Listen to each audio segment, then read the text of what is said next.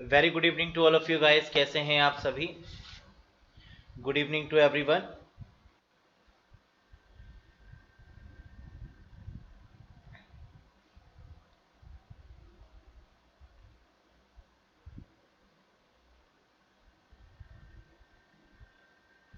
चलिए तो शुरू करते हैं आज के सेशन को। प्रीवियस सेशन में हम लोग डिस्कस कर रहे थे रिगार्डिंग सॉफ्टवेयर के, और वहां पर हम लोग ने डिस्कस किया था एसडीएलसी के बारे में, सॉफ्टवेयर डेवलपमेंट लाइफ साइकिल, उनके फेजेस के बारे में चर्चा हो रही थी, कितने स्टेजेस होते हैं एसडीएलसी के केस में।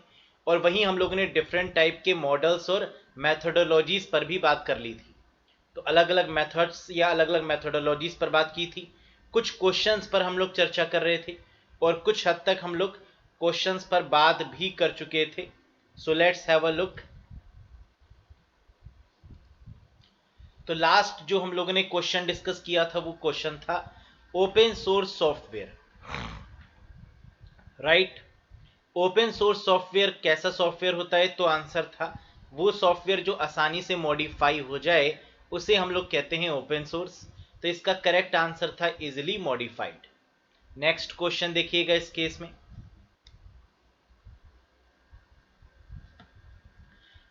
Among these which is not open source software, इनमें से ऐसा कौन सा सॉफ्टवेयर है जो ओपन सोर्स नहीं है?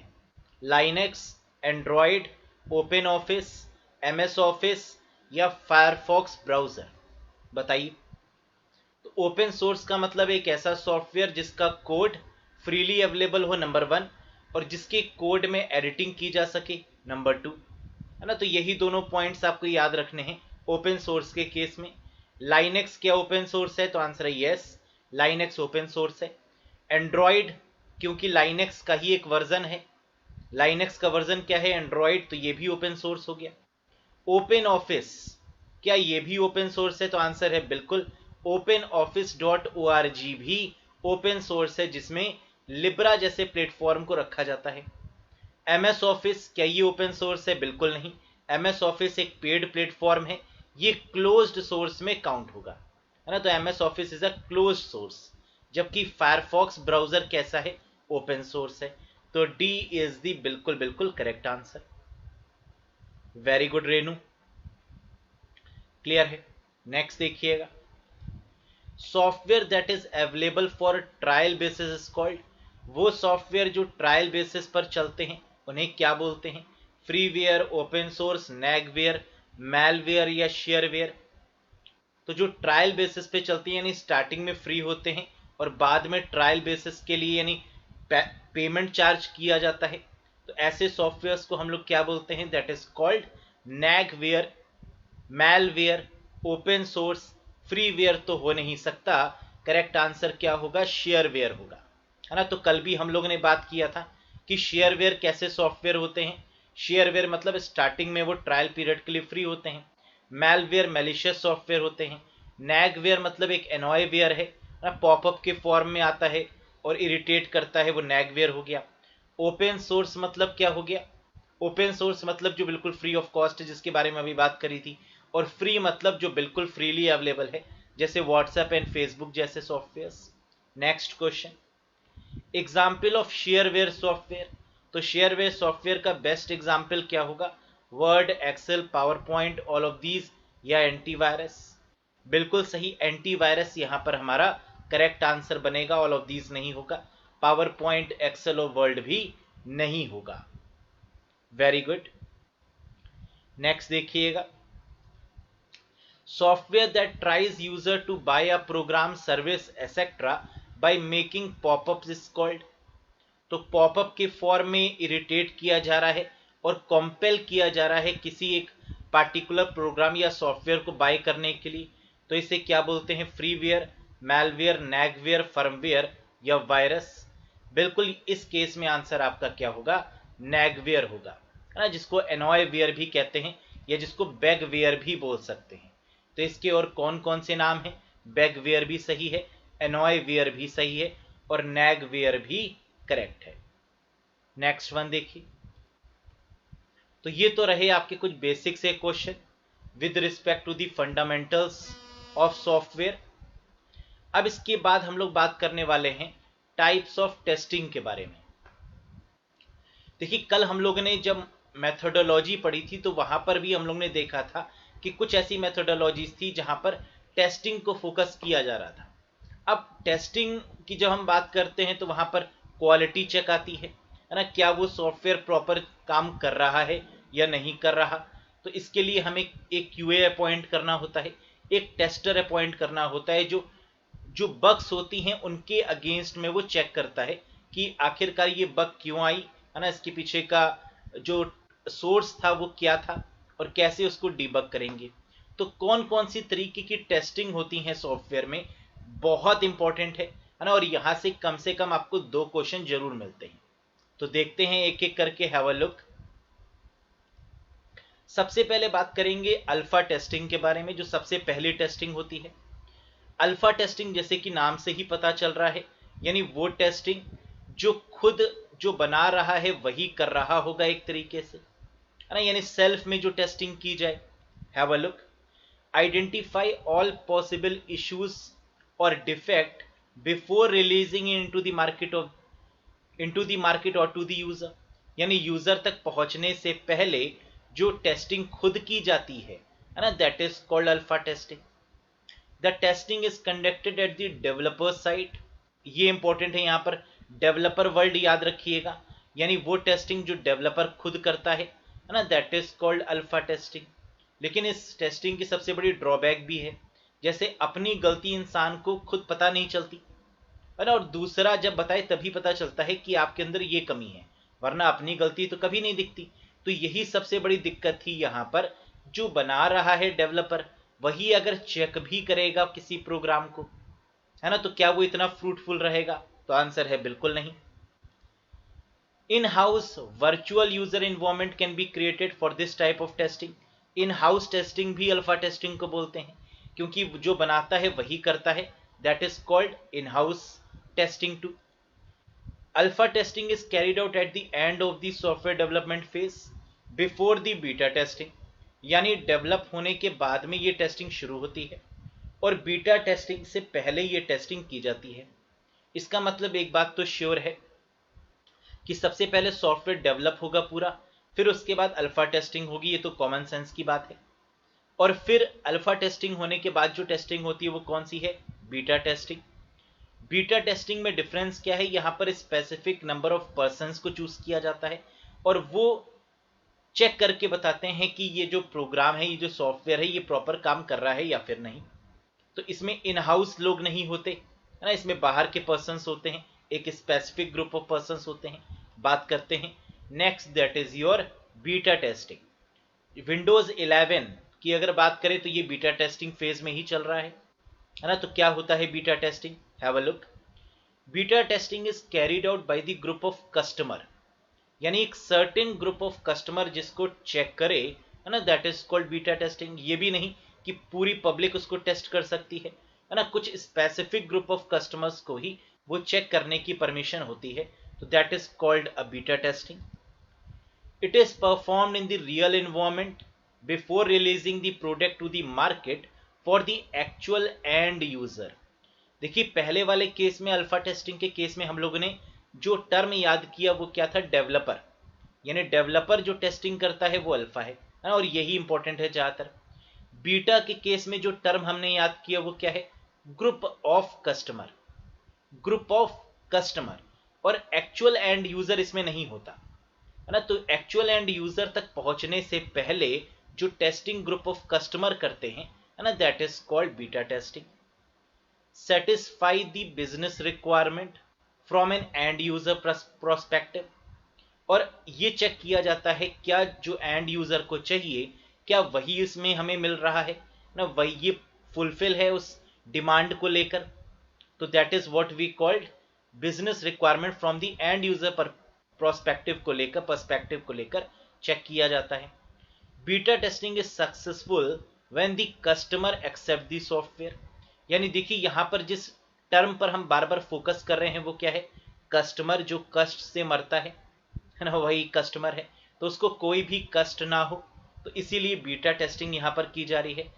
तो ये कब सक्सेसफुल होगी? जब कस्टमर उसे सक्सेसफुली एक्सेप्ट कर लेगा, क्लियर है? तो यानी हमने दो बातें क्या सीखी अभी तक? अल्फा टेस्टिंग के केस में हमने डेवलपर को इन्वॉल्व किया, बीटा टेस्टिंग के केस में हम लोग ने ग्रुप ऑफ कस्टमर्स या कस्टमर सेटिस्फैक्शन पर फोकस किया, राइट? थर्ड देखिए, now it is acceptance testing. अब एक्सेप्ट कौन करने वाला है उसको? अब एक्सेप्ट करेगा उसको एंड यूजर, या जिसको हम लोग कहते हैं यहां पर क्लाइंट। तो ये टर्म पर ही फोकस रखिएगा, आंसर आपका क्लियर होगा। एक्सेप्टेंस टेस्टिंग कौन करता है? क्लाइंट करता है। An acceptance testing is performed by the client and verify whether the end-to-end the flow of the system is as per the business requirement or not. अब देखिए client और customer में फर्क क्या है, जरा इस बात को समझिएगा। सपोज करिए मैंने एक सॉफ्टवेयर बनवाया किसी कंपनी से, है ना, लेट्स सपोज कि मैंने एक सॉफ्टवेयर बनवाया किसी कंपनी से, किसके लिए? आप लोगों को पढ़ाने के लिए, है ना, to guide you, to teach you. अब इस केस में जो मैंने सॉफ्टवेयर बनाया, तो मैं कौन हूं? मैं क्लाइंट हूं इस केस में, या मैं कस्टमर हूं? बताइए मुझे। अगर मैंने आपको पढ़ाने के लिए एक पार्टिकुलर एप्लीकेशन या फिर एक पार्टिकुलर सॉफ्टवेयर बनवाया, तो इस केस में मैं कौन हुआ और आप कौन हुए, है ना? इसमें मुझे डिफरेंशिएट बताओ। तो बिल्कुल आप लोग समझ रहे होंगे यहां पर बहुत अच्छे तरीके से कि इस केस में मैंने अगर बनवाया है तो मैं क्लाइंट हूं, और आप इस केस में क्या है? एंड यूजर यानी कस्टमर, है ना? तो यहां पर हम बात किसकी कर रहे हैं? एक्सेप्टेंस की। Acceptance by the client. So यानी मेरे थ्रू, है ना, अगर मैंने बनवाया तो मैं सेटिस्फाई होना चाहिए सबसे पहले, फिर उसके बाद आप कहें कि हाँ सर मजा आ रहा है हमें इस प्लेटफॉर्म पर पढ़ने में, है ना? तो यही तो होगा एंड यूजर।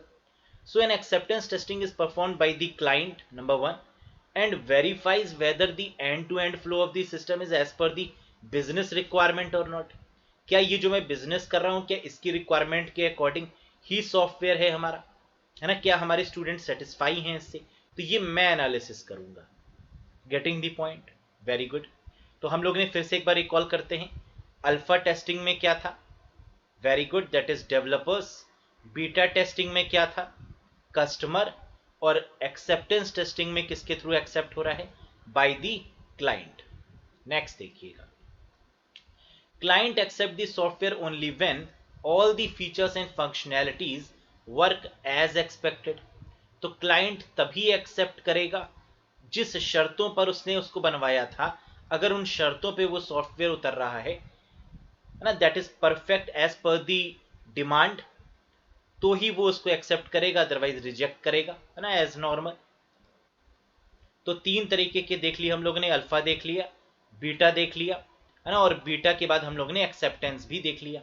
ये तीन तरीके की टेस्टिंग हो चुकी हैं। अब बढ़ते हैं अगले तरीके की टेस्टिंग पर, और ये है आपका एडहॉक टेस्टिंग। एडहॉक टेस्टिंग नाम से ही समझ में आ रहा है ना, काफी हद तक। एडहॉक का मतलब होता है कोई भी टेस्टिंग करे। एडहॉक मतलब रैंडम टेस्टिंग भी बोल सकते हैं, है ना, कोई भी टेस्टिंग करे। तो देख लेते हैं एक बार सबसे पहला point, the objective of this testing is to find the defect. Defect को फाइंड करना ही टेस्टिंग का मेन मकसद है ना, कुछ नया नहीं है इसमें। Informal way of finding the defect, क्योंकि कोई भी कर सकता है ना, तो क्या ये फॉर्मल वे है? ना, that is the informal way of finding the defect, है ना, ये चीज याद रखने वाली है। Performed by anyone in the project, ऐसा नहीं है, कोई भी का मतलब ये नहीं है कि उस प्रोजेक्ट के अलावा बाहर का पर्सन भी उसे चेक कर सकता है, no not at all.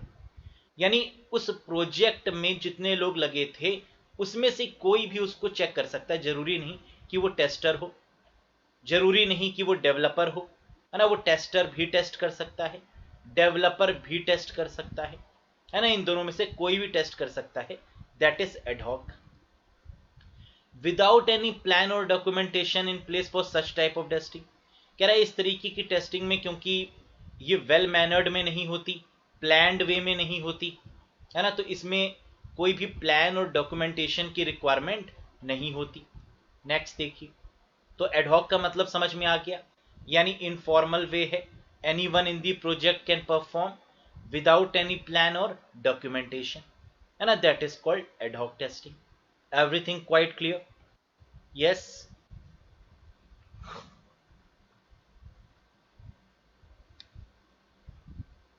Very good. Next देखते हैं, that is accessibility testing. Accessibility testing का मतलब क्या है, नाम से ही पता चल रहा है, एक्सेस यानी उसकी जो वर्किंग है ना, वो उसके अकॉर्डिंग है या नहीं, या फिर हम कह सकते हैं कि उसको डिसेबल पर्सन भी क्या एक्सेस कर सकते हैं या नहीं, है ना। एक्सेस करने का मतलब है जब हम कोई भी चीज बनाते हैं तो हम देखते हैं उस चीज को बनाने से पहले कि हर कोई उसका यूज कर पाए।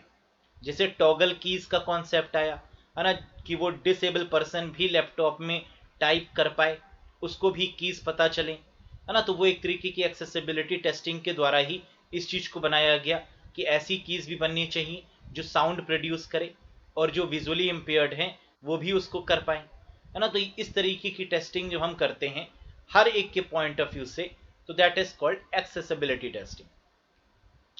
The aim of accessibility testing is to determine whether the software or application is accessible for the disabled pupil or not. समझ में आ गया। अब इस केस में हम क्या क्या चीजें चेक करेंगे, तो various checks are performed such as, क्या क्या चेक करेंगे एक्सेसिबिलिटी के केस में, फॉन्ट का साइज, है ना, ऐसा होना चाहिए जो हर कोई देख ले। For visually disabled person font का साइज देखेंगे नंबर 1, कलर देखेंगे फॉन्ट का, and contrast for the colour blindness, है ना, या फिर जिसको कलर ब्लाइंडनेस है ना, वो भी प्रॉपर तरीके से उस पर काम कर पाए, इस फैक्टर को भी हम देखेंगे। जैसे आपने सुना होगा फेसबुक का जो कलर है ना, वो ब्लू है। रीजन बिहाइंड क्या है कि जो मार्क जुकरबर्ग थे वो कलर ब्लाइंडनेस के शिकार थे, उनको ये डिजीज थी कलर ब्लाइंडनेस की, है ना। तो इनको से ब्लू कलर बहुत अच्छे से दिखता था, तो इस केस में इन्होंने जितनी भी अपनी फेसबुक पे डेवलपमेंट करी, है ना, उसका कलर क्या रखा है इन्होंने, blue.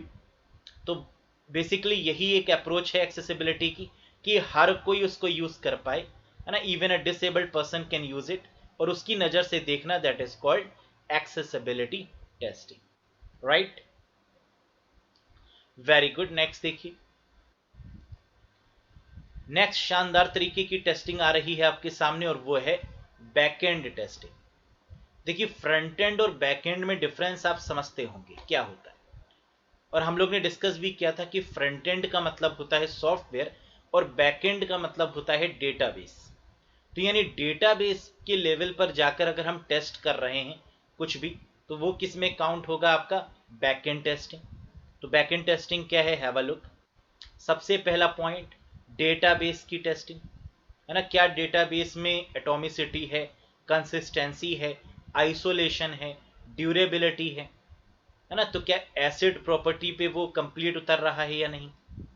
Database testing involves testing of table structure, schema, stored procedure, data structure and so on. तो डेटाबेस के पॉइंट ऑफ व्यू से हम क्या चेक करेंगे, उसके टेबल का स्ट्रक्चर, उसके रोज और कॉलम्स, स्कीमा, स्टोर्ड प्रोसीजर, कैसे स्टोर किया जा रहा है वहां पर एलिमेंट्स को, डेटा स्ट्रक्चर को, एरे कैसे डिफाइन किया जा रहा है या किस तरीके से लिफो मेथड या फिफो मेथड का यूज हो, है ना, टू एक्सेस दी कंटेंट। वहां पर ट्री अप्रोच लगे या वहां पर ग्राफिकल मेथड में चीजों को रखा जाए, तो इन सब चीजों को देखना डेटा स्ट्रक्चर के फॉर्म में बैकएंड टेस्टिंग है। GUI इज नॉट इन्वॉल्व, बिल्कुल सही बात है। GUI बेसिकली हम लोग सॉफ्टवेयर की जब बात करते हैं, है ना, तब GUI की बात करते हैं, तब लुक एंड फील की बात करते हैं। लेकिन यहाँ पर हम बैकएंड की बात कर रहे हैं, और बैकएंड में कभी भी ग्राफिकल यूजर इंटरफेस यानी GUI की हम बात नहीं करते हैं, कॉमन सी बात है। Verify data bye running a few queries on the database.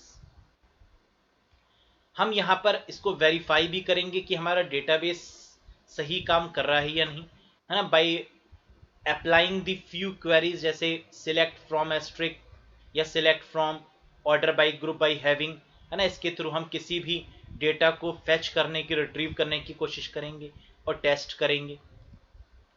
Issues identifies like, और यहाँ पर किन तरीके के इश्यूज को हम आइडेंटिफाई करते हैं, डेटा लॉस, क्या डेटा लॉस तो नहीं हो रहा, डेटाबेस में से कोई डेटा लॉस तो नहीं हो रहा, नंबर 1।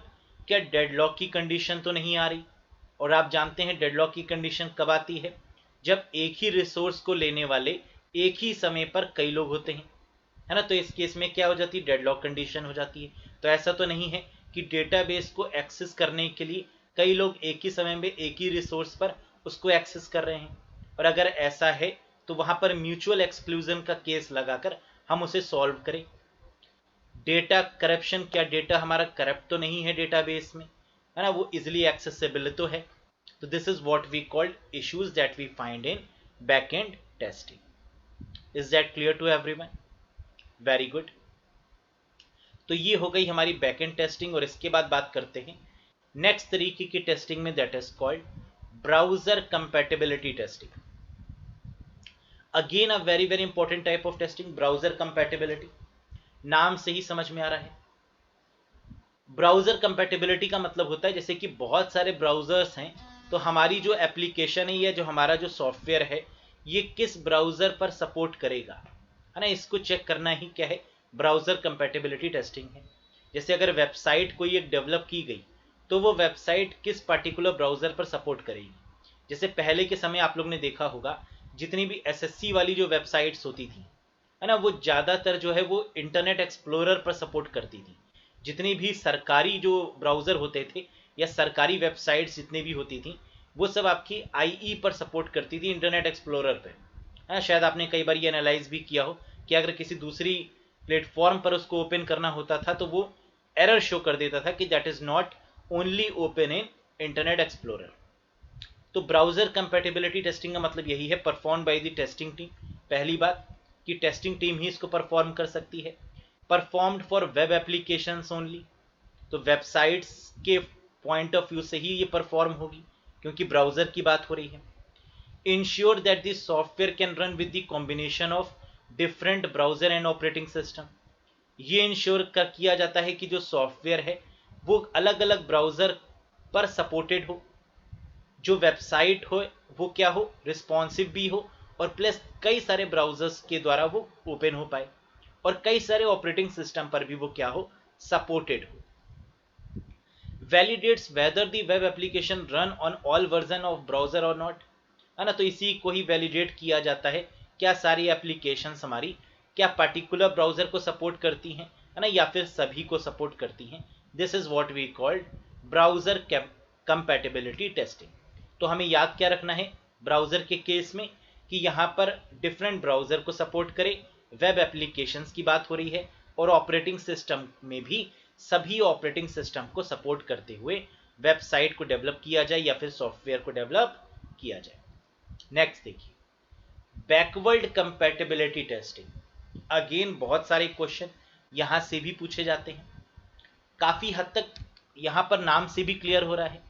बैकवर्ड कंपैटिबिलिटी का मतलब क्या है, हम लोग सॉफ्टवेयर में अपडेशन करते हैं, है ना, अपडेट भी करते हैं, अपग्रेड भी करते हैं। जब भी हम सॉफ्टवेयर में कुछ अपडेट करते हैं या उसको अपग्रेड करते हैं तो ऐसा ना हो कि जो प्रीवियस वाले वर्जन हैं वो उसमें हैम्पर हो जाए, है ना, वो वर्जन चले ही ना। तो ऐसा नहीं करना है, हमें अपडेट भी करना है, अपग्रेड भी करना है। लेकिन बैकवर्ड कंपैटिबिलिटी टेस्टिंग मतलब कि बैकवर्ड जो हमारे चल रहे हैं, जो ऑलरेडी वर्जन्स चल रहे हैं, है ना, उन पर भी हमें इक्विवेलेंट अप्रोच लेकर चलनी होगी। Have a look. This testing deals with whether newly developed software और updated software works well with the older version of the environment और नॉट। तो जो नया हमने डेवलप किया है क्या वो पुराने प्लेटफॉर्म को भी सपोर्ट कर रहा है या नहीं, है ना। जैसे इसका सबसे बढ़िया एग्जांपल है एज ब्राउजर। आप जानते हैं कि माइक्रोसॉफ्ट का जो लेटेस्ट ब्राउजर है ना, वो कैसा है, एज।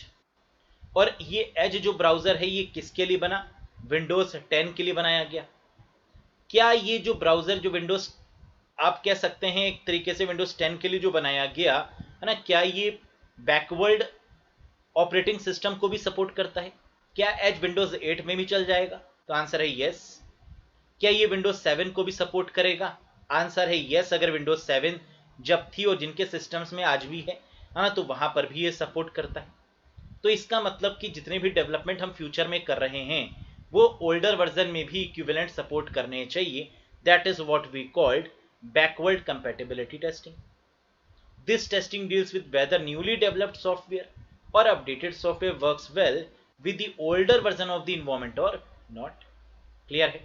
नेक्स्ट देखिए checks new version of the software works properly with the file format created by an older version of the software. Very true.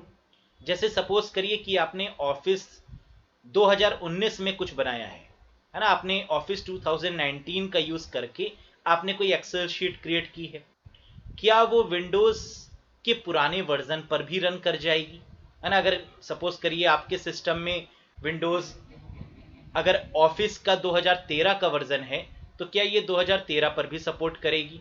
तो आंसर है बिल्कुल सपोर्ट करेगी, है ना? आजकल तो ये पूरा प्रोसेस है कि आप जितने भी अपडेटेड वर्जन पर काम करेंगे वो आपके ओल्डर वर्जन पर भी सपोर्ट करेगा, है ना? That is what we call backward compatibility. If any of the software is updated, then it should work well on the top of the previous version of that particular software. ठीक है, समझ में आ गई, वही बात लिखी हुई है यहां पर. अब इसके बाद बात करेंगे नेक्स्ट टाइप ऑफ टेस्टिंग की, that is called black box testing. क्या होती है ब्लैक बॉक्स? नाम से ही पता चल रहा है ब्लैक बॉक्स कोई काला जादू टाइप का, है ना? ऐसे ही लग रहा है नाम से. तो ब्लैक बॉक्स टेस्टिंग बेसिकली क्या है? एक ऐसी टेस्टिंग जिसमें सिर्फ इनपुट और आउटपुट के बारे में बात हो, प्रोसेस कैसे हो रहा है इसके बारे में कोई भी चर्चा ना हो, that is called black box testing, है ना? सिर्फ इनपुट और आउटपुट से ही मतलब हो कि आउटपुट प्रॉपर मिलना चाहिए, है ना? That is called black box testing. Have a look. Internal system design is not considered in this type of testing. जैसे आप सपोज करिए कार लेने जाते हैं शोरूम में, है ना? तो बहुत ज़्यादा आप क्या देखते हैं कि उसका माइलेज कितना आ रहा है ना? उस पार्टिकुलर कार का माइलेज क्या है, क्या वो कंफर्टेबल है ना? क्या वो स्पेशियस है, उसका कलर प्रॉपर है या नहीं, है ना? बहुत ज़्यादा ये नहीं देखते कि उसमें कौन सा इंजन, कितने सीसी का इंजन लगा हुआ है ना? उसमें कौन सी बैटरी का इस्तेमाल हो रहा है, वो किस जनरेशन पर बिलोंग करती है. तो इन सब चीज़ों का ध्यान ना देते हुए हम सिर्फ इनपुट और आउटपुट की ही बात करते हैं. That is what we call black box testing. Internal system design is not considered in this type of testing. Next, also called as behavioural testing. Very very important point, और ये question तो आता ही आता है कि ब्लैक बॉक्स टेस्टिंग को और किस नाम से जाना जाता है, या बिहेवियरल टेस्टिंग को और किस नाम से जाना जाता है ना? तो आंसर इस केस में क्या होगा? Black box testing is also called as behavioural testing, क्योंकि यहां पर सिर्फ और सिर्फ हम बिहेवियर ही टेस्ट कर रहे हैं. Test are based on the requirement and functionality, यानी इनपुट और आउटपुट पर ही हमारी पूरी टेस्टिंग बेस्ड है. रिक्वायरमेंट क्या है और वो फंक्शन कैसे करेगा, बस इन्हीं दो बातों के बारे में ध्यान दिया जाता है. तो इनपुट का मतलब यहां पर होता है रिक्वायरमेंट, और फंक्शनैलिटी का मतलब यहां पर होता है output. Internal structure, design, implementation of the item being tested is not known to the user. कह रहा है इंटरनल स्ट्रक्चर के बारे में, उसके डिजाइनिंग के बारे में, या किस तरीके से इंप्लीमेंट हो रही है वो चीज, इसके बारे में कोई भी मतलब नहीं होता. Is not known to the tester. Tester इन बातों पर ध्यान नहीं देता है. Right. Code is not visible to the tester. इसमें टेस्टर को कोडिंग से कोई मतलब नहीं होता, है ना? तो इस केस में ये भी नहीं जरूरी है कि कोडर को टेस्टिंग आनी ही चाहिए, है ना? तो वहां पर वो सॉफ्टवेयर के बारे में उसको नॉलेज नहीं भी होगी, है ना, तब भी काम चल जाएगा इस केस में, क्योंकि सिर्फ उसको फंक्शनैलिटी की ही चेक करनी है. तो code is not visible to the tester. तो ये हो गई हमारी ब्लैक बॉक्स टेस्टिंग, जहां पर कोडिंग से कोई मतलब नहीं होता, सिर्फ इनपुट एंड आउटपुट से ही मतलब होता है. नेक्स्ट है आपकी व्हाइट बॉक्स टेस्टिंग. नाम से ही समझ में आ रहा है कि ब्लैक बॉक्स टेस्टिंग का ठीक उल्टा क्या होगा, व्हाइट बॉक्स टेस्टिंग होगा. इसका मतलब कि यहां पर पूरा फोकस किस पर दिया जा रहा होगा, प्रोसेस पे दिया जा रहा होगा, rather than from the input and the output, है ना? ये ना देख कर कि इनपुट क्या दिया है और आउटपुट क्या होगा. We have to concentrate mainly on the process of the application और द सॉफ्टवेयर और a program. Right. Have a look. Internal structure, design, implementation of the item being tested is known to the tester. Internal structure, उसका design, उसका implementation करने का भी, है ना, ये सब टेस्टर को रिक्वायर्ड होता है. तो नॉर्मल सी बात है कि इस केस में टेस्टर बहुत ही एक्सपीरियंस्ड होना चाहिए और उसको कोडिंग की भी नॉलेज प्रॉपर तरीके से होनी चाहिए, है ना। तो अगर कोडिंग की नॉलेज नहीं होगी तो वो इंटरनल स्ट्रक्चर को चेक कर ही नहीं पाएगा। Getting the point. Code is visible to the tester, तो कोड जो है वो विजिबल होगा टेस्टर को इस केस में। ऑल्सो कॉल्ड एज, इसी और किस नाम से जाना जाता है, तो जैसे कि ब्लैक बॉक्स को बिहेवियरल बोला जाता है, वैसे वाइट बॉक्स टेस्टिंग को ओपन बॉक्स, ग्लास बॉक्स और ट्रांसपेरेंट बॉक्स टेस्टिंग की कैटेगरी में रखते हैं। तो वाइट से ही समझ में आ रहा है, ओपन है, ग्लास बॉक्स है और ट्रांसपेरेंट बॉक्स टेस्टिंग है। तो ये तो बात हो गई ब्लैक बॉक्स और व्हाइट बॉक्स के रिगार्डिंग, कुछ भी नया नहीं था, बहुत ही सिंपल है। अब बात करते हैं इसके बाद यूनिट टेस्टिंग के बारे में। यूनिट क्या होता है, जैसे कि जिस समय हम आपको सॉफ्टवेयर पढ़ा रहे थे और स्टार्टिंग में ही हमने बताया था कि the smallest unit of a software is called module. The smallest unit of a software is called module. इसका मतलब कि मॉड्यूल्स पर जब हम काम करते हैं, मॉड्यूल्स की अलग अलग तरीके से जब हम टेस्टिंग करते हैं, तो that is called unit testing. यानी हर एक मॉड्यूल को अलग अलग करके टेस्ट करना, तो ये हो जाता है आपका यूनिट टेस्टिंग। और इसकी ठीक उल्टी जो टेस्टिंग होती है वो होती है इंटीग्रेशन टेस्टिंग, जहां पर हम मॉड्यूल्स को कंबाइन करके और एक पूरे सॉफ्टवेयर के फॉर्म में उसको बनाकर टेस्ट करते हैं और ये देखते हैं जो इंडिविजुअल मॉड्यूल्स अगर सही से काम कर रहे थे, है ना। तो जरूरी नहीं कि अगर कई सारे मॉड्यूल्स को आपस में इंटीग्रेट कर दिया जाए तब भी वो सॉफ्टवेयर प्रॉपर काम करे, है ना। ऐसा बिल्कुल भी जरूरी नहीं है। कभी कभी मॉड्यूल्स तो प्रॉपर काम करते हैं, लेकिन इंटीग्रेट करने के बाद एरर आ जाती है ना। तो इंडिविजुअल मॉड्यूल्स की जो टेस्टिंग है वो यूनिट है, और इनको कंबाइन करके जो टेस्टिंग है वो इंटीग्रेशन टेस्टिंग है। Have a look. Testing of individual module is called unit testing. Number 1, हर एक मॉड्यूल को टेस्ट करना। Done by the programmers only, करेगा कौन, तो जिसने बनाया है वो प्रोग्राम, वो मॉड्यूल, है ना, वही कर पाएगा। तो done by the programmers only. Require detailed knowledge of the internal program design and code, तो इस केस में क्या कोडिंग की नॉलेज होनी चाहिए प्रोग्रामर के पास, तो देखिए प्रोग्रामर ही लिखा है तो प्रोग्रामर के पास तो नॉलेज होगी ही होगी। तो requires detailed knowledge of the internal program design and code. segregated each part of the program and test that the individual part are working correctly, तो इंडिविजुअल मॉड्यूल्स पर हम सेग्रीगेट करके अलग अलग मॉड्यूल्स को हम चेक कर रहे होंगे और देखेंगे क्या वो इंडिविजुअल मॉड्यूल्स प्रॉपर तरीके से वर्क कर रहे हैं या फिर नहीं। समझ में आया, बहुत ही कॉमन है। नेक्स्ट देखिएगा इंटीग्रेशन टेस्टिंग। तो जो अभी हमने बताया कि जितने भी मॉड्यूल्स पर हमने अलग अलग टेस्टिंग करी, इन सभी मॉड्यूल्स को इंटीग्रेट कर देंगे, एक साथ कंबाइन कर देंगे, ज्वाइंट कर देंगे और फिर उसके बाद हम टेस्ट करने की कोशिश करेंगे। Collection of modules are combined and tested as a group done by the testers. पहले वाली कौन कर रहा था, प्रोग्रामर कर रहे थे, है ना, क्योंकि वहां पर क्या था, मॉड्यूल को अलग अलग चेक करना था तो वो तो प्रोग्रामर करेंगे। लेकिन इंटीग्रेशन टेस्टिंग, क्योंकि इंटीग्रेट करना है तो यहां पर रोल किसका आएगा, टेस्टर्स का आएगा। Check how different modules behave after integration, कह रहा है कि इंटीग्रेट करने के बाद ये मॉड्यूल्स कैसे बिहेव करेंगे ना, ये यहां पर चेक किया जाएगा। Use to check the linking drivers. अब देखिए अगर कहीं कमी आएगी तो इसका मतलब कि जिन ड्राइवर की मदद से उनको लिंक किया गया है, जोड़ा गया है ना, तो इसका मतलब अगर सही नहीं काम कर रहा होगा तो मॉड्यूल तो सही है, ये हमने चेक कर लिया है किसमें, यूनिट टेस्टिंग में। अब जोड़ने में अगर कहीं पर कोई एरर है तो इसका मतलब कि हम लिंकर्स के बारे में यहां पर चेक करने वाले हैं, तो लिंकिंग ड्राइवर्स की चेकिंग यहां पर होगी। Perform in both hardware and software, और मजेदार बात यह है कि इंटीग्रेशन टेस्टिंग को हम हार्डवेयर और सॉफ्टवेयर दोनों बेसिस पर काम कर सकते हैं, यानी हार्डवेयर के केस में भी होती है इंटीग्रेशन और सॉफ्टवेयर के केस में भी इंटीग्रेशन टेस्टिंग बनती है। ठीक है, नेक्स्ट है स्मोक टेस्टिंग।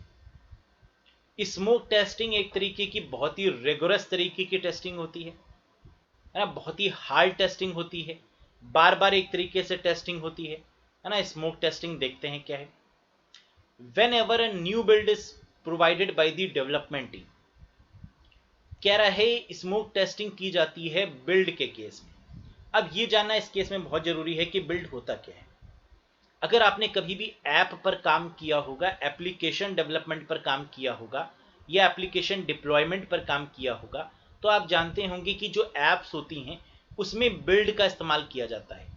बिल्ड मतलब होता है अलग अलग वर्जन, है ना। जैसे आज हम एक वर्जन पर काम कर रहे हैं एप्लीकेशन के, फिर वो अपडेट हो गया, दूसरा वर्जन आ गया, तो वो हो गई आपकी दूसरी बिल्ड।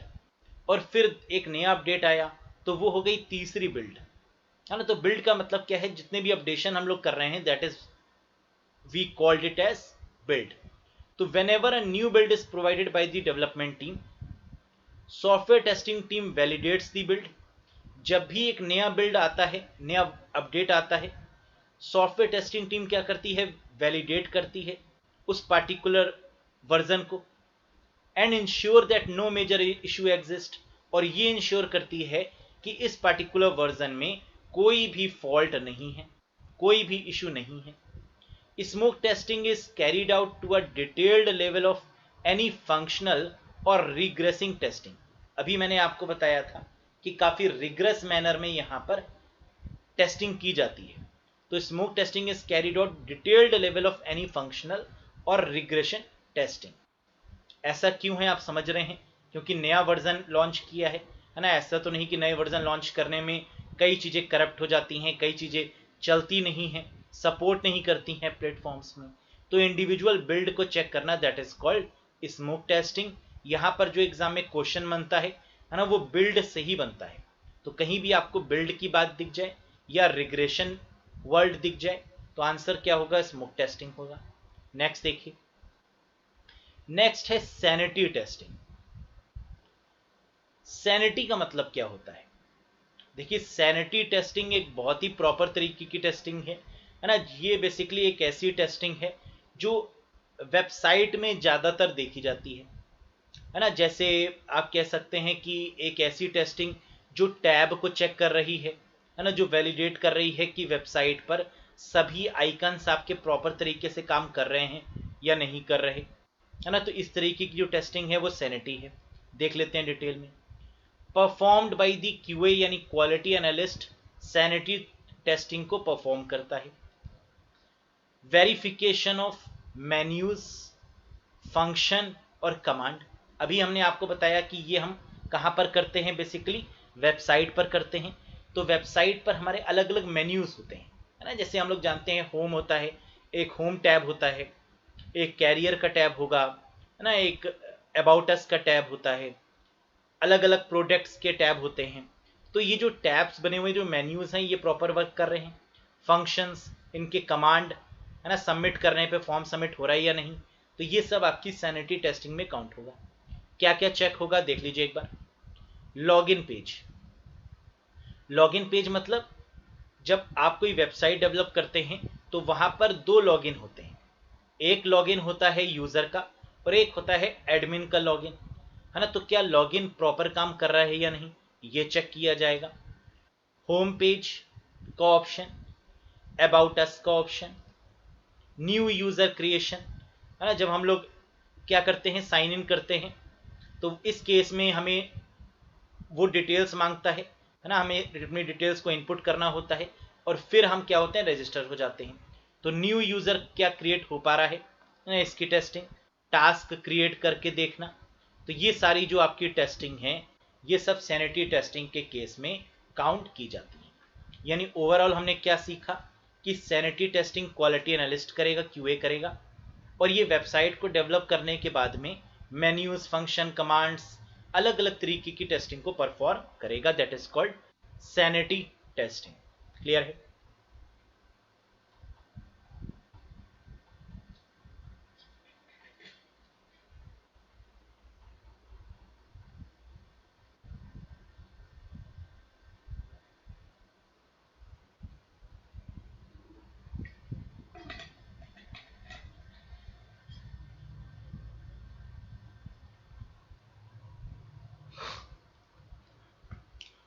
नेक्स्ट है आपका इंटरफेस टेस्टिंग। नाम से ही ये भी क्लियर हो रहा है इंटरफेस का मतलब क्या है, GUI टेस्टिंग। जब भी हम इंटरफेस की बात करते हैं तो इसका मतलब हम लुक एंड फील की बात कर रहे हैं, पैकेजिंग की बात कर रहे हैं उस पर्टिकुलर सॉफ्टवेयर की। जैसे जब भी कोई वेबसाइट बनाई जाती है ना, तो सबसे पहला काम क्या है, वो अट्रैक्टिव होनी चाहिए, है ना। जब तक कोई भी वेबसाइट अट्रैक्टिव नहीं होगी तो इसका मतलब कि वहाँ पर जो रिटेंशन है ना, वो बहुत कम हो जाएगा। तो इसका मतलब इंटरफेस का मतलब here we are totally focusing over the graphics part, है ना, the user interface part. Validate the GUI as per the business requirement, GUI पर फोकस होगा। GUI mockup screens are used for testing. Mockup screen आप समझ रहे होंगे, जैसे अगर कोई भी एप्लीकेशन या कोई भी वेबसाइट डेवलप करवाई जाती है तो उसके पहले मॉकअप तैयार किया जाता है ना। मॉकअप मतलब एक तरीके से आप कह सकते हैं ब्लूप्रिंट स्क्रीन्स, है ना, उनको दिखाई जाती है कि देखिए इस तरीके से हमें अपनी एप्लीकेशन चाहिए। तो वो हमें खुद ड्रॉ करना पड़ता है, हमें खुद अलग अलग वेबसाइट पे जाके उसके स्क्रीनशॉट लेने होते हैं और बताना होता है कि हमारी जो एप्लीकेशन है, जो वेबसाइट है, वो ऐसी बनेगी, ऐसा लुक एंड फील रहेगा, है ना। तो this is what we call mockup screens. Check mouse hovering activity over the menus. Mouse hovering मतलब कि आप लोग ने देखा होगा कई सारी ऐसी वेबसाइट होती हैं जिस पर हम अगर टैब पर क्लिक करते हैं या टैब पर सिर्फ जाते हैं तो उसका कलर चेंज हो जाता है। तो टैब पर माउस का पॉइंटर रखते ही जो एक्शन होता है उसको हम लोग बोलते हैं माउस होवरिंग एक्टिविटी। कई बार टैब पर सिर्फ माउस के कर्सर या पॉइंटर को ले जाने पर आपने देखा होगा कि उसकी डिटेल्स ऑटोमेटिकली खुल जाती हैं, उसके सब मेन्यू ऑटोमेटिकली ओपन हो जाते हैं, है ना। तो ये भी आपकी किस में आती है, माउस होवरिंग एक्टिविटी। कैसे काम करेगी, इसको GUI टेस्टिंग भी बोलते हैं, है ना। नॉर्मल सी बात है, इंटरफेस का मतलब क्या है, GUI, तो that is called GUI testing too. Test look and feel of the software. कोई भी सॉफ्टवेयर कैसा दिख रहा है ना, उसका लुक एंड फील की बात हो रही है, तो इसका मतलब इंटरफेस टेस्टिंग की बात हो रही है। नेक्स्ट है बाउंड्री लेवल या बाउंड्री वैल्यू टेस्टिंग। इसको बाउंड्री लेवल भी बोलते हैं या बाउंड्री वैल्यू टेस्टिंग भी बोलते हैं। अब ये बाउंड्री वैल्यू का मतलब क्या है, बाउंड्री वैल्यू का मतलब है कि एक पार्टिकुलर बाउंड्री में, यानी एक पार्टिकुलर स्केल पर किसी भी चीज को नापना। समझ रहे हैं आप।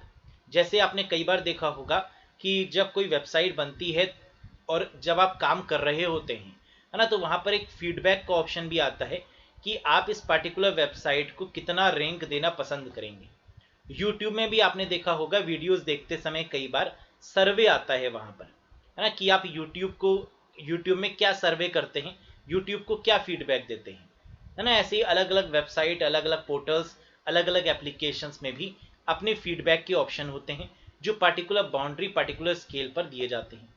तो बाउंड्री वैल्यू टेस्टिंग क्या है, देखते हैं एक बार। Checks behaviour of the application, है ना। बिहेवियर ऑफ द एप्लीकेशन का मतलब कि जो फीडबैक यूजर दे रहा है ना, वो आउट ऑफ 10 या out of whatever the we can say the measurement criteria is, है ना, उसको जज करने का जो भी क्राइटेरिया है उसके बेसिस पर कितनी रेटिंग जा रही है। Checks the behaviour of the application. Used for testing a different range, that is numbers और स्केल। तो एक पर्टिकुलर स्केल पर उसको नापा जाता है in the form of numbers. और ये काम हम लोग अक्सर देखा होगा आपने, सोशल जितने भी सोशल मीडिया प्लेटफॉर्म्स हैं, है ना, उनके थ्रू हम ये भी ट्रैक करने की कोशिश करते हैं कि कोई भी यूजर आपकी वेबसाइट पर कितनी देर रुका और वो यूजर आपकी वेबसाइट पर कहाँ कहाँ पर गया, है ना। कई सारे ऐसे टूल्स हैं, ऐसे हम कह सकते हैं ब्राउजर्स हैं, या कई सारे ऐसे कैश चीजें हैं, है ना, जिनके थ्रू हम ये पता लगा लेते हैं कि कौन सा यूजर किस टैब पर कितनी देर तक स्टे करा, है ना। इसी को हम लोग बोलते हैं डिजिटल मार्केटिंग, है ना। यही डिजिटल मार्केटिंग बेसिकली होती है। इसी को एसईओ बोला जाता है ना, दूसरे सेंस में। तो यही चीज इवेल्युएट करना आपकी बाउंड्री वैल्यू टेस्टिंग में आता है। नेक्स्ट है that is called gorilla testing. नाम ही खतरनाक है ना, तो आप समझ सकते हैं कि यहां पर क्या हो रहा होगा। गोरिल्ला टेस्टिंग एक तरीके से फ्रस्ट्रेशन भरी टेस्टिंग होती है, जहां पर एक ही चीज को कई बार टेस्ट किया जाता है ना। कई बार यहां पर टेस्टिंग होती है, टेस्टर भी करता है, डेवलपर भी करता है ना, दोनों परेशान होते हैं, दोनों इरिटेट होते हैं ऐसी टेस्टिंग में, वो है गोरिल्ला टेस्टिंग। अब आपने देखा होगा कि कई ऐसी कंपनीज हैं है ना, जो अपने कस्टमर सेटिस्फेक्शन पर बहुत विश्वास करती हैं और बार बार कहती हैं कि देखो ये जो उनको प्रोडक्ट डिलीवर किया है इसको डेली बेसिस पर 5 बार टेस्ट करना है ना। तो इस तरीके की जो आपकी एक तरीके से इरिटेटिंग भरी टेस्टिंग है, that is called gorilla testing, है ना। Have a look. A module can be tested over 100 times and in the same manner। तो ये देखिए डीमेरिट भी है कि एक ही तरीके से हम 100 बार किसी भी मॉड्यूल को चेक कर रहे हैं। इसे फ्रस्ट्रेटिंग टेस्टिंग भी बोलते हैं, नो डाउट, कि अगर 100 बार अगर एक ही तरीके से टेस्ट करने को दिया जाएगा है ना, तो फ्रस्ट्रेट होगा सामने वाला, that is called frustrating testing. Done by the tester end developer. अभी हमने बताया कि टेस्टर भी करेगा इसको और डेवलपर भी कर रहा होगा सेम चीज को, सेम प्लेटफॉर्म पर, सेम मैनर में, है ना। तो टेस्टर कहता है मैं ही क्यों फ्रस्ट्रेट हूं, है ना, डेवलपर कहता है तुम्हें भी फ्रस्ट्रेट होना होगा। Test robustness of the system. तो यहां पर सिस्टम कितना रोबस्ट है, कितना फ्लेक्सिबल है, कितना बोरिंग है ना, इन सब के बारे में टेस्टिंग की जाती। देखिए होता क्या है, जैसे आपने देखा होगा कि पहली बार कोई भी वेबसाइट जब हम किसी सर्वर पर अपलोड करवाते हैं या आप कह सकते हैं होस्ट करवाते हैं, है ना, तो पहली बार तो कोई प्रॉब्लम नहीं आती, लेकिन जैसे ही नंबर ऑफ यूजर्स बढ़ते हैं, है ना, तो कई बार साइट क्या हो जाती हैं, बैठ जाती है ना। देखा होगा because of the overloading of the traffic की वजह से क्या होता है कि वेबसाइट उतना लोड संभाल नहीं पाती, है ना। और बहुत अच्छा अगर वहां पर किसी क्लाउड का यूज ना किया गया हो, किसी बेटर होस्टिंग ना ली गई हो, है ना, तो सॉफ्टवेयर तो वो वेबसाइट बैठ जाती है। तो इसका मतलब यही यहाँ पर टेस्ट किया जा रहा है कि एक से ज़्यादा बार जब रिक्वेस्ट रिस्पॉन्स जाए किसी भी वेबसाइट पर तो वो कैसा परफॉर्म करेगी, है ना। This is what we called robust checking of that particular website और application. Repetitive manual testing process, बार बार टेस्ट करके देखा जाता है मैनुअली, है ना। This is what we called the total types of testing. तो आप टेस्टिंग में अगर कहीं भी आपको कोई भी क्वेश्चन पूछना है ना, तो आप पूछ सकते हैं, अदरवाइज क्वेश्चन आंसर पर शुरू करते हैं।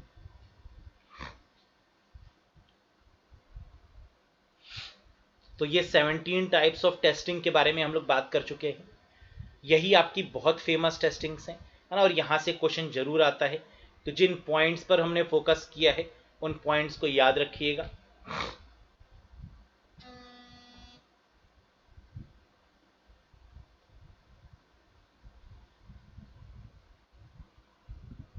चलिए, तो यहां पर एक क्वेश्चन आपके सामने आता हुआ, agile software development is based on. हम लोग ने स्टार्टिंग में देखा था अलग अलग तरीके के मॉडल्स। तो एजाइल ये इंक्रीमेंटल है, आइट्रेटिव है, लाइनियर डेवलपमेंट में आएगा, बोथ इंक्रीमेंटल एंड आइट्रेटिव में आएगा, या नन ऑफ दीज में आएगा। तो बिल्कुल हम लोग ने देखा था कि एजाइल के केस में आंसर क्या है, बोथ इंक्रीमेंटल एंड आइट्रेटिव, है ना। ये हमारा एजाइल सॉफ्टवेयर डेवलपमेंट का ही तरीका है। तो इसमें इंक्रीमेंट भी इन्वॉल्व होगा और आइट्रेटिव मतलब आइट्रेशन मतलब एक पार्टिकुलर स्टेप्स भी डिफाइन किए गए होंगे, है ना। लूपिंग भी आप इसको बोल सकते हैं, डिफरेंट आइट्रेशन मतलब डिफरेंट लूप्स में। क्लियर है, very good. The spiral model was originally proposed by. जो स्पाइरल मॉडल है वो किसके द्वारा प्रपोज किया गया, किसके द्वारा बनाया गया, नाम बताना है। IBM, Barry Boehm, Pressman, Royce, या none of these. Very good, and the correct answer is Barry Boehm. तो स्पाइरल मॉडल के जो फाउंडर हैं, जो ओरिजिनेटर हैं, वो कौन है, बैरी बोहेम। नेक्स्ट क्वेश्चन देखिएगा, which of the following are valid step in SDLC framework. Which of the following are valid step in SDLC framework. तो एसडीएलसी में इसमें से कौन सा स्टेप जो है वो वैलिड है, requirement gathering, system analysis, software designing, all of the above, या नन ऑफ दीज। तो हम लोग जानते हैं एसडीएलसी के केस में ये सारे ही फेजेस होते हैं, रिक्वायरमेंट गैदर भी होगी, एनालिसिस भी होगी, डिजाइनिंग भी होगी, कोडिंग भी होगी, सब कुछ होगा। तो आंसर क्या होगा, all of these is the correct one. Very good. Next देखिएगा, which of the following is the first step in SDLC framework? SDLC में सबसे पहला, देखिए SDLC की हम लोगों ने प्रीवियस सेशन में जो स्टेजेस होती हैं उनके बारे में समझा था। तो अब बताइएगा सबसे पहली स्टेज कौन सी थी? प्लानिंग, एनालिसिस, डिजाइन, डेवलपमेंट या testing? And the correct answer is planning, है ना। तो सबसे पहले हम प्लान कर रहे थे, इसके साथ में फिजिबिलिटी चेक कर रहे थे, है ना, कि प्रॉपर फिजिबिलिटी में प्रॉपर होगा या नहीं होगा। तो पहला क्या है? प्लानिंग है। To good. नेक्स्ट देखिएगा, which of the following is not correct model in software development paradigm? कौन सा मॉडल नहीं है? तो डिफरेंट डिफरेंट मॉडल और मेथोडोलॉजीज पर बात करी थी, तो इनमें से कौन सा मॉडल या मेथोडोलॉजी नहीं है? Waterfall, P model, spiral model, V model या ऑल ऑफ दीज? तो बिल्कुल वाटरफॉल मॉडल भी है, लेकिन पी मॉडल हमारा नहीं है। स्पाइरल भी है, वी मॉडल भी है, लेकिन पी मॉडल नहीं है। Good one. नेक्स्ट देखिए, what is a software? Software engineering के केस में सॉफ्टवेयर क्या है? Software is a documentation and configuration of data. Software is a set of programme.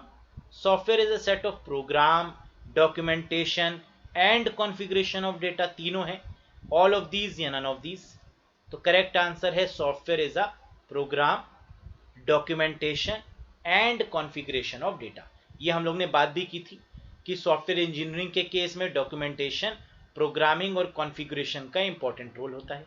तो इन्हीं तीनों चीज़ों से मिलके सॉफ्टवेयर इंजीनियरिंग का फंडामेंटल तैयार होता है, set of programs, documentation and configuration of data. Next देखिए, white box testing is also called as? White box testing को क्या बोला जाता है? Graph testing, basic path, glass box testing, data flow या यूनिट टेस्टिंग? तो बिल्कुल हम लोग समझ चुके हैं व्हाइट बॉक्स टेस्टिंग क्या है, ग्लास बॉक्स टेस्टिंग है, यानी third one is the correct one. Next देखिएगा, what is the name of the approach that follows step by step instruction for solving a problem? किसी भी प्रॉब्लम को solve करने का एक स्टेप बाय स्टेप इंस्ट्रक्शंस क्या है? एल्गोरिथम, प्लान, लिस्ट, सीक्वेंशियल या फ्लो चार्ट? तो फ्लो चार्ट है लास्ट वाला ऑप्शन। तो हम लोग जानते हैं ये क्या है, एल्गो है ना, that is what we called algorithm, correct one. Next देखिएगा, a box that represent two different condition is called? वो बॉक्स जो दो डिफरेंट कंडीशन को रिप्रेजेंट करता है। दो डिफरेंट कंडीशन मतलब यस या नो, राइट या रॉन्ग, तो यानी वो डिसीजन मेकिंग के लिए उसका यूज हो रहा होगा। तो क्या है? रेक्टेंगल है, डायमंड है, सर्किल है, पैरेललोग्राम है या ऑल ऑफ दीज है? Very good, this is what we call diamond, that is used for the decision making purpose, है ना, कल डिस्कस हुआ था इसके बारे में। Very good. The dash provide pictorial representation of a given problem. Pictorial मतलब पिक्टोरियल के हैं या graphical representation of a problem की बात हो, तो आंसर क्या होगा? Algo, flow chart, pseudo code, none of these या ऑल ऑफ दीज? तो ग्राफिकल या पिक्टोरियल रिप्रेजेंटेशन क्या है? That is your flow chart. और स्टेप्स के फॉर्म में क्या है? That is algorithm. क्लियर है?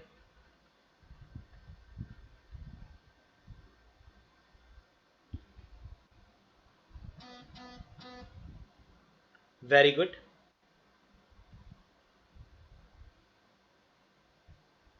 नेक्स्ट देखिएगा, the dash symbol is used at the beginning of a flow chart. किस सिंबल का इस्तेमाल हम लोग फ्लो चार्ट के एट द बिगिनिंग में करते हैं? बिल्कुल स्टार्टिंग में करते हैं। Oval, rectangle, diamond, all of these या नन ऑफ दीज? तो स्टार्टिंग में हम लोग किसका करते हैं? सर्किल भी कई बार लिख दिया जाता है ना, वैसे Oval is the correct one कई बार, लेकिन ओवल की जगह पर आपको सर्किल भी मिल सकता है, तो that is also a correct one. The dash symbol is use to represent a decision in flow chart. तो डिसीजन को किससे रिप्रेजेंट करेंगे? ओवल, रेक्टेंगल, डायमंड या ऑल ऑफ दीज या नन ऑफ दीज? तो अभी हम लोग ने देखा था कि जहां पर यस या नो में डिसीजन लेना होता है ना, उस केस में या कोई भी डिसीजन हो उसके लिए डायमंड बॉक्स का ही यूज होता है। थर्ड बिल्कुल करेक्ट आंसर बनेगा। Next one guys, the dash symbol is use to represent process in a flow chart. Process को किससे दिखाया जाता है? Oval, rectangle, diamond. तो करेक्ट आंसर यहां पर क्या होगा? Rectangle is the correct one. Process को शो करते हैं किससे? रेक्टेंगल से। नेक्स्ट देखिए, a dash symbol is use to represent input and output operation in flow chart. Input और आउटपुट को किससे रिप्रेजेंट किया जाता है? सर्किल, रेक्टेंगल, डायमंड, पैरेललोग्राम या ऑल ऑफ दीज। तो करेक्ट आंसर क्या होगा? That is parallelogram for the input and output operation. Next, dash is a symbol used to connect two symbols of flow chart. ऐसा कौन सा symbol है जो connection के तौर पर यूज होता है? सर्किल का, रेक्टेंगल, डायमंड, एरो या नन ऑफ दीज। तो बिल्कुल यहां पर करेक्ट आंसर क्या होगा? Arrow is a symbol used to connect two symbols of a flow chart. Arrow is the correct one. Next देखिएगा, translator for a low level programming language were termed as. Low level language में जिस translator का use होता है वो कौन सी है? तो लो लेवल में हम लोग जानते हैं किसका किसका यूज होगा? सिर्फ एक ही ट्रांसलेटर होता है और वो है असेंबलर। हाई लेवल लैंग्वेज में कंपाइलर और इंटरप्रेटर का यूज होता है, लेकिन लो लेवल में किसका यूज होता है? असेंबलर का। तो फर्स्ट वन यहां पर करेक्ट होगा। A program in execution is called. Program जो एग्जीक्यूशन में है उसे क्या बोलते हैं? प्रोसेस, इंस्ट्रक्शन, प्रोसीजर, फंक्शन या ऑल ऑफ दीज। तो बिल्कुल सही, that is called process. A program in execution is called process. Set of programs which consist of full set of documentation is termed as। वो programme जिसमें पूरा documentation बताया गया है, फुल डॉक्यूमेंटेड है, उसे क्या बोलेंगे? डेटाबेस पैकेज, फाइल पैकेज, बस पैकेज, सॉफ्टवेयर पैकेज या all of these. Correct answer है सॉफ्टवेयर पैकेज या सॉफ्टवेयर एप्लीकेशन। तो अभी हम लोग ने डिस्कस किया था कि अगर डॉक्यूमेंटेशन है, प्रोग्राम है, कॉन्फ़िगरेशन है, तो वही एक क्या होगा? सॉफ्टवेयर इंजीनियरिंग या सॉफ्टवेयर का पार्ट होगा। Shell is the exclusive feature of. Shell किसका फीचर है? यूनिक्स का, डॉस का, सिस्टम सॉफ्टवेयर का, एप्लीकेशन सॉफ्टवेयर का या ऑल ऑफ दीज का। तो शेल हम लोग जानते हैं यूनिक्स का ही एक इंपॉर्टेंट फीचर है ना। यूनिक्स ऑपरेटिंग सिस्टम की जब हम बात करेंगे आगे, शेल और कर्नल पर बात करेंगे ओएस के केस में, है ना। तो आप लोग जानते हैं that is the feature of Unix operating system. Last question of today's session, the software used to drive microprocessor based system is called. Very very important question, और कई बार ये क्वेश्चन रिपीट भी होता है। वो सॉफ्टवेयर जिसका इस्तेमाल किया जाता है माइक्रो प्रोसेसर बेस्ड सिस्टम के केस में, कौन सा है? Assembly, firmware, basic interpreter, flow chart instruction या नन ऑफ दीज। तो देखिए, माइक्रो प्रोसेसर हमेशा हार्डवेयर के साथ में मिलकर काम करता है, सीपीयू पर बेस्ड होता है ना, क्योंकि माइक्रो प्रोसेसर का मतलब ही क्या है? सीपीयू। और सीपीयू जो लैंग्वेज समझती है वो कौन सी है? असेंबली। तो आंसर यहां पर क्या होगा? Assembly language programme. तो सीपीयू जिस लैंग्वेज पर काम करता है वो बेसिकली क्या है? असेंबली लैंग्वेज ही है। तो आंसर क्या होगा? असेंबली लैंग्वेज प्रोग्राम होगा। That's all for today guys, thank you very much. Will get back to you by tomorrow, means the next working day. Thank you very much. Bye bye and take care to all of you guys.